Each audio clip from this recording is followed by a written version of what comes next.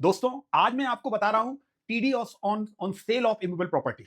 होता क्या है कि यदि आपके पास कोई इमूवेबल प्रॉपर्टी है, कोई जमीन है, कोई घर है, मकान है, दुकान है, और जब भी आप उसे सेल करते हैं तो आपको पता है यदि सेल कंसीडरेशन 50 लाख से ज्यादा का हुआ तो आपकी उस सेल कंसीडरेशन पर 1% के रेट से टैक्स काट दिया जाएगा।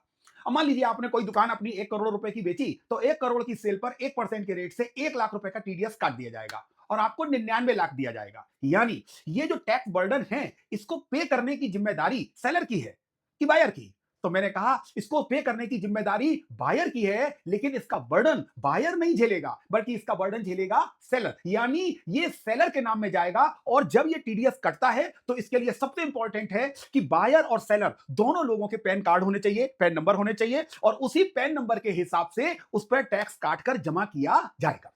अब आप कहते हैं कि मान लीजिए आप कोई फ्लैट परचेज करते हैं और फ्लैट खरीदते समय आप कोई एडवांस पेमेंट करते हैं, तब भी क्या ये टीडीएस लगेगा? यस, तब भी आपको 1% के रेट से टीडीएस जमा करना होगा। यानी जब भी आप कोई भी किसी फ्लैट परचेज करें तो याद रखें जितना भी पेमेंट आप करते हैं उस पर 1% के रेट से टीडीएस काट के जमा कराते चलें। और इसके लिए जरूरत है दोनों लोगों के पैन नंबर की और इसके लिए एक फॉर्म फाइल किया जाता है, उसी फॉर्म को सबमिट कर दिया जाता है, वही टैक्स सबमिट हो जाता है जाकर। अब आपके मन में एक क्वेश्चन आया कि भैया एक बात बताइए, सेलर ने टैक्स काट दिया और सेलर के ऊपर टैक्स कट गया, अब सेलर क्या करेगा? क्या सेलर इस टैक्स को वापस ले सकता है? मेरे को बिल्कुल ले सकता है। उसके लिए उसे क्या करना होगा? उसे अपना इनकम टैक्स रिटर्न फाइल करना होगा और इनकम टैक्स रिटर्न में वो अपनी ये सेल प्रोसीड भी दिखाएगा और दूसरी चीज जो सबसे इंपॉर्टेंट है, उस जगह को, उस घर को, उस जमीन को, उस प्रॉपर्टी को जो उसने खरीदा है, जितने रुपए में खरीदा है वो उसकी कॉस्ट हो जाएगी और कॉस्ट और सेल को माइनस करने के बाद जो भी अमाउंट आएगा उसके ऊपर उसको टैक्स देना होगा। हाँ, एक बात बताता हूं कि यदि वो सेल पर टैक्स आ रहा है और आप टैक्स बचाना चाहते हैं तो उसके लिए भी मैं अगली वीडियो में आपको बताऊंगा। लेकिन अभी एक है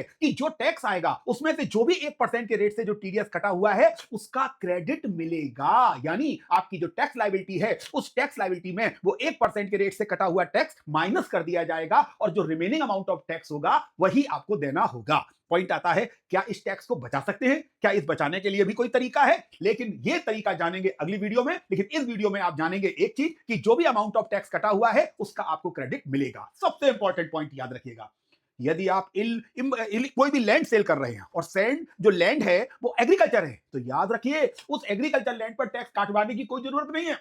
हो सकता है कि आपसे बायर कहे कि नहीं 1% के रेट से टैक्स कटेगा, आप कह सकते हैं कि ये 1% का टैक्स बाकी इमूवेबल प्रॉपर्टी के लिए है, एग्रीकल्चर लैंड के ऊपर ये रेट लागू नहीं होगा। Thank you very much.